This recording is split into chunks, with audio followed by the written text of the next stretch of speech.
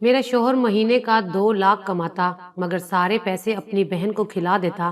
جب سے اس کی بہن طلاق لے کر ہمارے گھر آئی تھی اس نے میرا جینا حرام کر رکھا تھا۔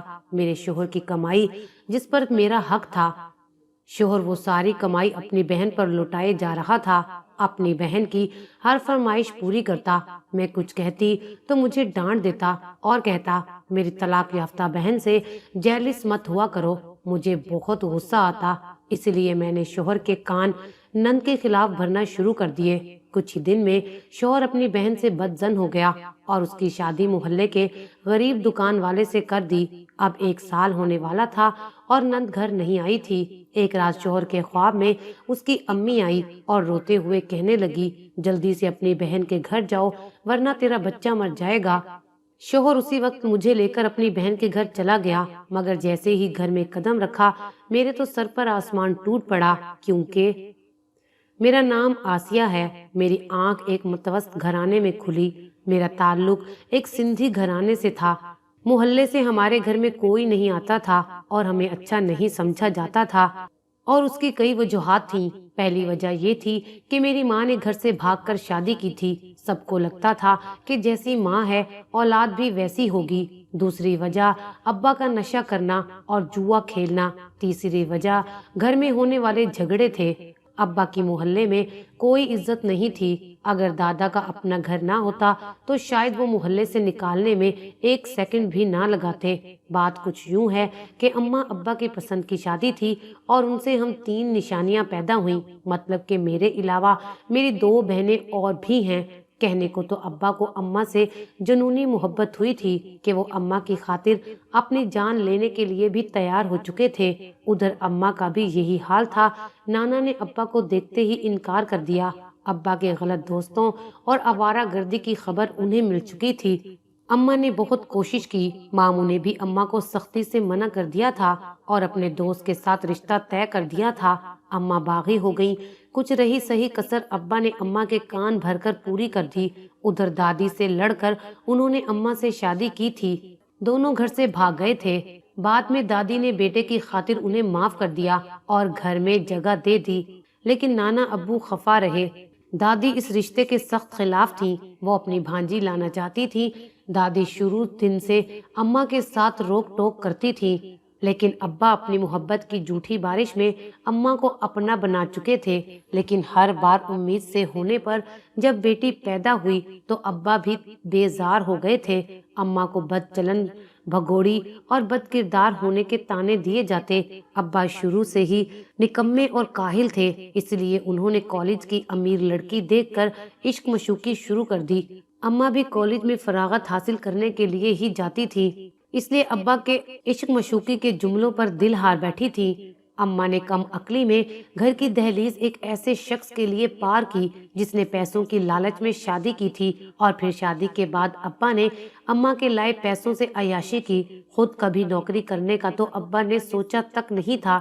پہلے نانا ابو اماں سے ناراض رہے، لیکن جب اکلوتی بیٹی سے منہ موڑتے جو روز نیل کا اضافہ کروائے ان کی دہلیز پر بیٹھی ہوتی تھی، نانا ابو نے انہیں معاف کر دیا۔ بس اسی دن سے ابا کی لاٹری کا دروازہ کھل گیا۔ وہ نانا ابو کو بلیک میل کرتے تھے، روز اماں کو مار مار کر نانا کے گھر بھیج دیا کرتے تھے، اور اب انہیں تیر چلانے کا ایک اور موقع مل گیا تھا۔ بیٹیوں کا تانا دیتے تھے، کبھی کبھی ہم پر بھی ہاتھ اٹھاتے کہ جاؤ نانا ابو سے پیسے مانگ کر لے آؤ۔ اماں کو لگا کہ ان کی قسمت میں جو بھی ہو رہا ہے ان میں سب سے زیادہ قصوروار ان کی بیٹیاں ہیں۔ میں گھر کی تیسری اور آخری بیٹی تھی۔ میرے آنے کے بعد ڈاکٹر نے خبر سنا دی کہ اب مزید کوئی اولاد نہیں ہوگی۔ ناقص خوراک اور اپنا خیال نہ رکھنے کی وجہ سے میری بار بہت پیچیدگیاں بڑھ گئی تھی۔ ابا نے تو مجھے دیکھنے تک کی زحمت نہ کی۔ نام بھی ماموں نے میری پیدائش کے 3 ماہ بعد رکھا تھا۔ اماں نے بھی منہ موڑ لیا تھا۔ اسی وجہ سے میں نے سب سے زیادہ نفرت سہی تھی۔ بیٹیوں کی وجہ سے ہر روز گھر میں نئی جنگ چھڑ جایا کرتی تھی۔ دادی اماں سمیت شروع ہو جاتی، انہیں تو بیٹیاں بوجھ ہی لگا کرتی تھی۔ کتنی عجیب بات ہے کہ لوگ بیٹیوں کو ناپسند کرتے ہیں۔ وہ ہمیشہ اللہ تعالیٰ سے اولاد نرینہ کی دعا تو مانگتے ہیں، حالانکہ اللہ سے دعا تو یہ کرنی چاہیے کہ اللہ جو بھی اولاد دے نیک اور فرما بردار دے۔ میں نے بہت سے ایسے ماں باپ کو بھی بڑھاپے میں رولتے ہوئے دیکھا ہے جن کے چار چار بیٹے ہوتے ہیں۔ بیٹیاں نہ صرف گھر کے کام کاج میں ماں کا ہاتھ بٹاتی ہیں، بلکہ اس سے بڑھ کر یہ کہ ماں کو بیٹی کے روپ میں ایک سہیلی مل جاتی ہے جس سے وہ اپنے دل کی ہر بات کر لیتی ہے۔ اماں مالدار خاندان سے تھی، یہی وجہ تھی کہ کبھی یہ بات طلاق تک نہیں پہنچی تھی۔ ابا ہاتھ اٹھاتے، مار پیٹ کرتے اور گالیاں دیتے، لیکن طلاق نہ دیتے۔ ماموں ہر مہینے ایک خاصی تگڑی رقم ابا کی جیب میں ڈال دیتے، اور ابا شروع سے ہی لالچی طبیعت کے تھے۔ وہ اتنے سارے پیسوں کو دیکھ کر چپ ہو جایا کرتے۔ اماں کو ہر وقت یہی غم رہتا کہ ان کا کوئی بیٹا نہیں ہے۔ وہ ہمیں منحوس، کالی قسمت والی اور مختلف ناموں سے بلاتی تھی۔ بڑی بہن جسے میں آپی کہتی ہوں، اس نے ہی مجھے پالا ہے۔ آپی نے صرف مجھے دودھ نہیں پلایا، باقی مجھے پالنے پوسنے والی وہی ہیں۔ اماں نے تو کبھی میری طرف دیکھا ہی نہیں تھا، اسی لیے میں آپی کی نگہداشت میں رہی۔ وہ میری ماں بھی ہیں اور دوست بھی ہیں۔ انہوں نے کبھی بھی مجھے نہیں مارا اور نہ ہی ڈانٹا، ہمیشہ پیار سے سمجھایا۔ میں اپنی ہر بات آپی سے کر لیا کرتی تھی۔ اماں کا سارا غصہ ہم پر ہی نکلتا تھا، اور جب ان کی مار کھا کر ہڈیاں بچ جاتی تو دادی ہمیں مار کر اپنے کلیجے کو ٹھنڈا کر لیتی۔ انہوں نے بہت کوشش کی کہ ابا کسی طرح دوسری شادی کر لے، لیکن ماموں نے کہا اگر وہ دوسری شادی کریں گے تو معمول کا خرچہ بند کر دیں گے۔ ابو نے کہا کہ انہیں دوسری شادی نہیں کرنی کیونکہ ان کی عیاشی بند ہو جانی تھی۔ اب باقی بری صحبت کی وجہ سے ابا نے جوا کھیلنا شروع کر دیا تھا۔ اماں تو کبھی اپنی جھوٹی محبت کا تو کبھی بیٹا نہ ہونے کا غم مناتی رہتی، انہیں خود تک کا ہوش نہیں تھا۔ ماموں ہی ہم تینوں کی پریشانی میں مبتلا رہتے تھے۔ انہیں ڈر تھا کہ میرا باپ کہیں ہمیں بیچ نہ دے، ان کی بہن کسی دن زہر ہی نہ کھا لے۔ اکثر ابا اپنے بہت سے دوست گھر لے آتے تھے جو آپی کو اور مجھے گندی نظروں سے دیکھتے تھے۔ میں اور آپا خود کو کمرے میں بند کر لیتی تھی۔ ماموں نے ہمارا داخلہ شہر کے اچھے اسکول میں کروا دیا۔ ہماری پڑھائی کا سارا خرچہ وہی اٹھاتے تھے۔ گھر کے حالات بھی ٹھیک نہیں تھے۔ گھر کے حالات دیکھ کر ہم بہنوں نے کبھی کسی سے دوستی نہیں کی، کہیں اسکول میں ہمارا مذاق ہی نہ بن جائے۔ ہمارے اسکول کی پیرنٹس میٹنگ بھی ماموں ہی اٹینڈ کیا کرتے تھے۔ جب ان سے ہمارے والدین کے متعلق پوچھا جاتا تو کوئی بھی جھوٹا بہانہ بنا دیا کرتے۔ اماں کو تو فکر نہ تھی ہم پڑھیں یا نہ پڑھیں، کھائیں یا نہ کھائیں۔ دادی کو البتہ ہمارے اچھے اسکول میں پڑھنے سے کافی جلن تھی۔ ماموں کی زیر نگرانی ہم نے یہ وقت بھی کاٹ لیا۔ میری بڑی دو بہنیں ماموں کے گھر ہی شادی کر کے چلی گئیں۔ آپی کی شادی پر میں اتنا روئی تھی کہ مجھے 2 دن بخار رہا تھا۔ مجھے لگا کہ میری ماں مجھ سے دور کر لی گئی ہے۔ مجھے افسوس ہے کہ ابا نے بیٹیوں کا بہانہ نہیں بنایا، بلکہ ماموں سے پیسے لے کر چپ ہو جاتے۔ ماموں کا ہمارے سر پر واحد سایہ تھا۔ وقت گزرتا رہا اور دادی بڑھاپے کی وجہ سے بیمار رہنے لگی۔ ابا سارا پیسہ باہر خرچ کر دیتے تھے، دادی کی دوائی کے لیے ڈاکٹر کی فیس بھی نہ دیتے۔ اماں تو ویسے ہی دادی سے قطع تعلق کر کے بیٹھی ہوئی تھی۔ دادی کو اب اپنے غموں کا احساس ہو رہا تھا کہ انہوں نے اپنے بیٹے کی پرورش ٹھیک نہیں کی، بلکہ برے کاموں کا بڑھاوا دیتی رہی۔ اب تو پانی سر سے گزر چکا تھا۔ خیر میں ماموں سے چند پیسے ادھار لے کر دادی کو ڈاکٹر کے پاس لے گئی اور دوائی لا کر دی۔ وہ سارے راستے ہاتھ جوڑ کر معافی مانگتی رہی اور مجھے دعائیں دیتی رہی۔ میں ان کا مکمل خیال رکھنے کی کوشش کرتی، ان کا الگ سے پرہیزی کھانا بنا کر رکھتی تھی، لیکن دوائی اب بے اثر ہو گئی تھی۔ کہتے ہیں نا کہ کوئی چیز تب تک فائدہ نہیں پہنچا سکتی جب تک اللہ تعالیٰ نہ چاہے۔ سرکاری ہسپتال میں لے کر گئے، لیکن دادی نے ایک دن دم توڑ دیا۔ ان کا کفن دفن بھی ماموں نے ہی کروایا۔ اس بات پر اکثر ممانی باتیں سناتی تھی کہ ان کی بہن کی وجہ سے ہم اگنور ہو رہے ہیں، لیکن ماموں انہیں پیار سے منا لیتے تھے۔ میری بہنیں بھی ان کی خدمت کرتی ہیں، جس کی وجہ سے وہ خاموش ہو جاتی۔ یہ ان کا بڑا پن تھا جو انہوں نے میری بہنوں کو بہوؤں کے روپ میں تسلیم کیا تھا، اور کبھی بھاگی ہوئی ماں کا حوالہ دے کر کردار کشی نہیں کی تھی۔ میں نے پڑھائی مکمل کر کے ایک نجی ادارے میں ملازمت اختیار کر لی تھی۔ میں اپنی تنخواہ کے کچھ پیسے ابا کے ہاتھ میں رکھ دیتی، وہ خوش ہو جاتے اور نوکری پر اعتراض نہیں کرتے۔ میں مزید ماموں پر بوجھ نہیں بننا چاہتی تھی، اس لیے میں نے اپنے خرچے خود اٹھانا شروع کر دیے۔ ماموں ایک روز آئے اور اماں سے کہا کہ ان کے محلے میں ایک یتیم بچہ بچہ رہتا ہے، خاصا سمجھدار اور نیک ہے، انہیں میرے حوالے سے وہ پسند ہیں۔ ماموں کی بات پر اماں نے اعتراض نہیں کیا۔ عمر کے اس حصے میں آ کر ان کی زبان تھوڑی کم ہی چلتی تھی، مگر ابا نے خوب شور مچایا۔ میرے ذریعے انہیں اچھی خاصی رقم ملتی تھی، میری شادی ہو جاتی تو میری جاب کے پیسوں سے بھی ہاتھ دھونا پڑتا، لیکن خیر ماموں نے انہیں منا کے رشتے والوں کو گھر بلا لیا۔ لڑکے کی بہن کو میں پسند آ گئی تھی۔ لڑکا نوکری کرتا تھا، مہینے کا 2 لاکھ کماتا تھا اور خود کھاتا تھا۔ ماموں کی رضامندی کے پیش نظر میں نے ہاں کر دی۔ ماموں نے ہی میری شادی کے انتظامات سنبھالے۔ میری شادی کے شروع کے دن بہت حسین گزرے۔ میرا شوہر جمیل میرا بہت خیال رکھتے، اپنے پسند کی شاپنگ کرواتے اور چھٹی پر سیر کروانے بھی لے جایا کرتے۔ ماموں بھی مطمئن ہو گئے۔ ایک روز ماں کی طبیعت کی خرابی کی خبر ملی تو ماموں کے کہنے پر میں ان سے ملنے چلی گئی اور دوائی وغیرہ دلا کر گھر واپس آ گئی۔ شوہر کے کام کرنا، ان کی ضروریات کا خیال رکھنا میرا فرض تھا، جو میں خوش اسلوبی سے پورا کرتی تھی۔ مجھے یقین نہ آتا کہ میری قسمت اتنی اچھی ہو سکتی ہے۔ کچھ عرصے بعد ماموں اور مومانی کا روڈ ایکسیڈنٹ میں انتقال ہو گیا۔ ہم بہنوں کو ایسا لگا کہ ہمارے سر سے کسی نے سائبان چھین لیا ہے۔ ہم اتنی روئیں کہ مجھے لگا کہ میں یتیم ہو گئی ہوں۔ میرے شوہر نے میرا پورا خیال رکھا۔ وہ مجھے کچھ دن باہر لے گئے۔ جب ہم گھر واپس آئے تو ایک بری خبر ہماری منتظر تھی۔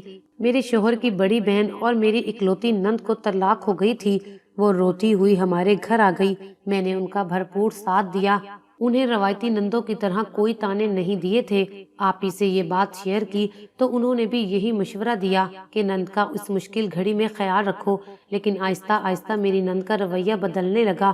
وہ مجھے عجیب طریقے سے گھور کر دیکھتی رہتی، سارا دن میرے ساتھ کوئی بات نہ کرتی اور میرے شوہر کے آتے ہی اس کا رویہ بدل جاتا۔ شوہر سے طلاق کی وجہ پوچھی تو انہوں نے کہا کہ اولاد کی وجہ سے ان کی بہن کو گھر سے نکال دیا گیا ہے۔ میں نے عدت کے بعد دوسری شادی کا مشورہ دیا تو ان کی بہن نہیں مانی۔ شوہر نے کہا کہ ٹھیک ہے، وقت آنے پر اچھا رشتہ ڈھونڈ کے شادی بھی کر دیں گے۔ وہ میرے شوہر پر حق جتاتی کہ وہ صرف ان کا بھائی ہے، ان کے پیسوں پر صرف اسی کا حق ہے۔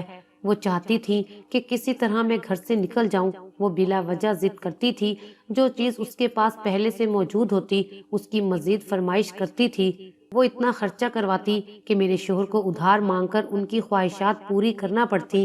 مجھے یہ سب اچھا نہیں لگتا تھا۔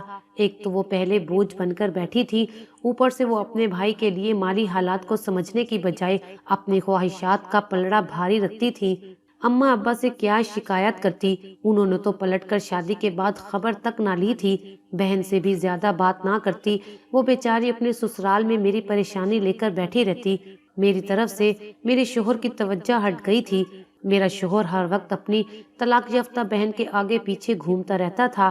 بہن کی فرمائشوں سے اسے فرصت نہیں ملتی تھی۔ وہ چاہتا تھا کہ اس کی بہن اب خوش رہے اور اپنی زندگی کے اس مشکل مرحلے کو بھول جائے، لیکن اس کا حل تو یہ نہیں تھا کہ وہ خود روڈ پر آ جائے۔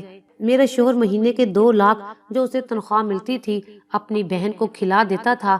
عدت کے دوران میری نند کالا لباس بھی پہننے رکھتی، نئے کپڑے منگوا کر الماری میں رکھ دیا کرتی تھی۔ اس کے لیے نئے کپڑے جوتے لا کر مجھے بہت غصہ آتا تھا، کیونکہ اس پر میرا حق تھا۔ مجھے لگا کہ ایک دن وہ مجھے گھر سے باہر نکلوا دے گی۔ میں اب اتنی بے وقوف نہ تھی کہ تماشا دیکھتی رہتی۔ مجھے یہ پتا تھا کہ وہ مجھ سے ضد کرنے لگی ہے، اس لیے میں نے موقع دیکھ کر آپی سے مشورہ کیا۔ انہوں نے کہا کہ شوہر سے بنا کے رکھو اور شوہر جو کہتا ہے وہ کرو، اور آہستہ آہستہ اپنا مدعا شوہر کے سامنے رکھو کہ بات بگڑے بھی نہ اور کام بھی ہو جائے۔ مجھے ان کا مشورہ ٹھیک ہی لگا تھا۔ میں اماں کی طرح رو رو کر مفلسی کی زندگی نہیں گزارنا چاہتی تھی۔ شادی کے بعد تو میں نے زندگی کے خوبصورت رنگ دیکھے تھے، جس طرح شوہر میری ہر ضرورت کا خیال رکھتا، میں تو سب کچھ بھول ہی گئی تھی۔ اسی لیے میں نے شوہر کے کان نند کے خلاف بھرنا شروع کر دیے۔ مجھے زیادہ کوشش نہیں کرنی پڑی۔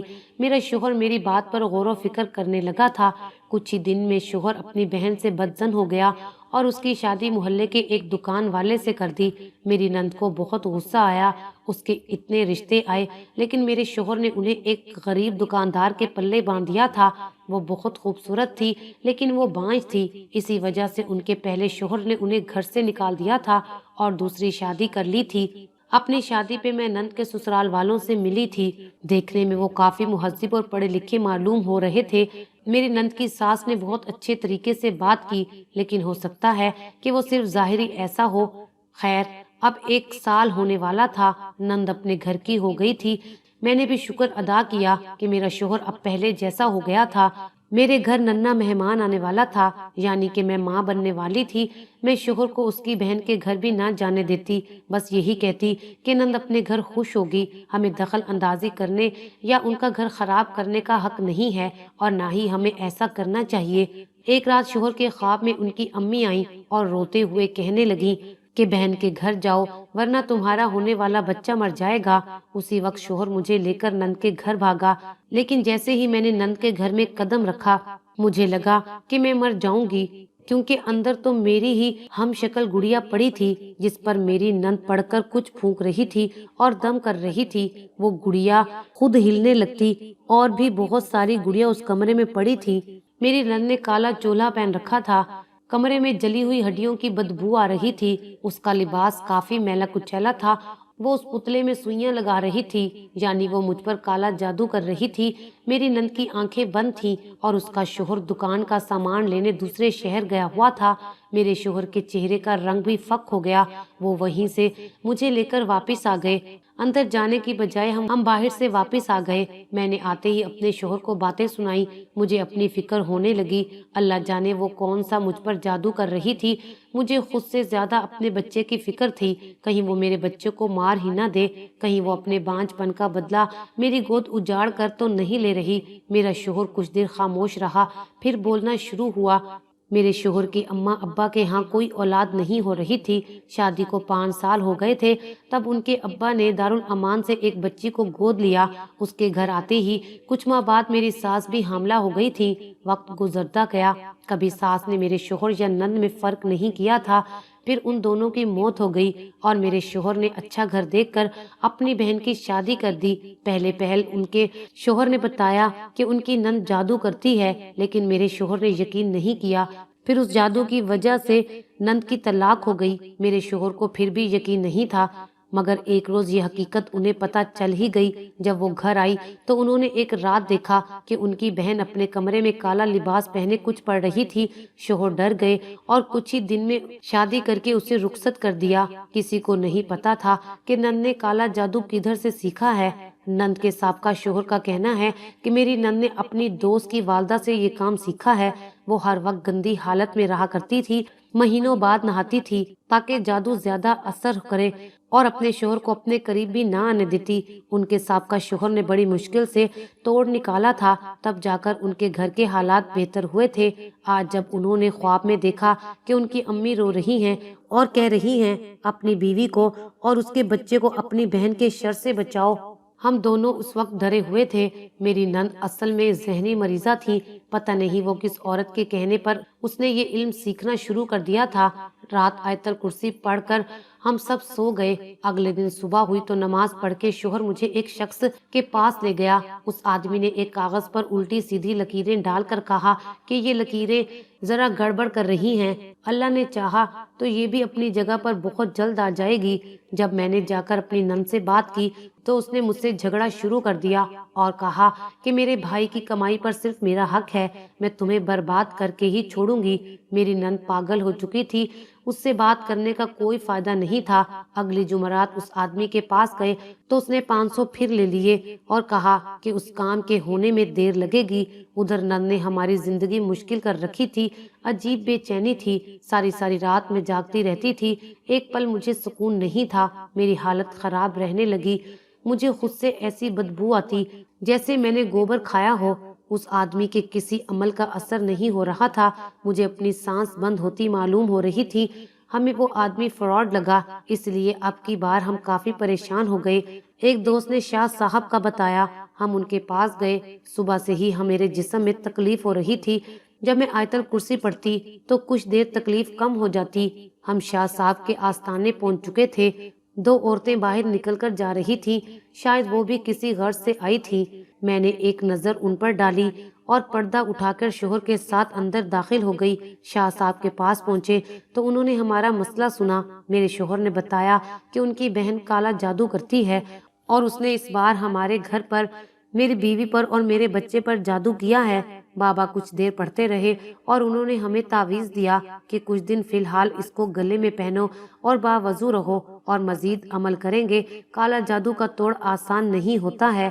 ہم ان کے کہنے کے مطابق گھر آ گئے اور وہ تعویذ پہن لیا۔ کچھ دن بعد بابا نے ہمیں بلا لیا، ہمارے سامنے وہ قرآن مجید پڑھنے لگے اور 2 گھنٹے بعد میری حالت بالکل ٹھیک ہو گئی۔ انہوں نے بتایا کہ تم وہ محلہ چھوڑ کر کہیں بہت دور چلے جاؤ، اب تمہاری بہن جو بھی کرے گی تم پر اثر نہیں ہوگا۔ ہم گھر آ گئے اور جلد سے جلد دوسرے شہر شفٹ ہو گئے۔ کچھ عرصے بعد اللہ تعالیٰ نے ہمیں بیٹے سے نوازا اور خبر ملی کہ کسی نیوز چینل نے پولیس کے ساتھ نند کے گھر پر چھاپا مارا اور نند کو پکڑ کر لے گئی تھی، کیونکہ وہ کالا جادو کرتی تھی، لوگوں کی زندگیاں برباد کرتی تھی۔ ہم اپنی چھوٹی سی فیملی کے ساتھ خوش تھے۔ بیٹی کے پیدائش کے بعد میں اپنی بہنوں سے ملنے گئی تھی۔ ابا اور اماں بیمار رہنے لگے تھے، وہ ہم سب بہنوں سے شرمندہ تھے، ہمارے بچوں کو پیار کرتے۔ ساری عمر گزار کر اس عمر میں وہ سمجھ گئے تھے کہ بیٹیاں بوجھ نہیں ہوا کرتی، یہ بھی بیٹوں کی طرح اپنا دانا پانی لکھوا کر ہی آتی ہیں۔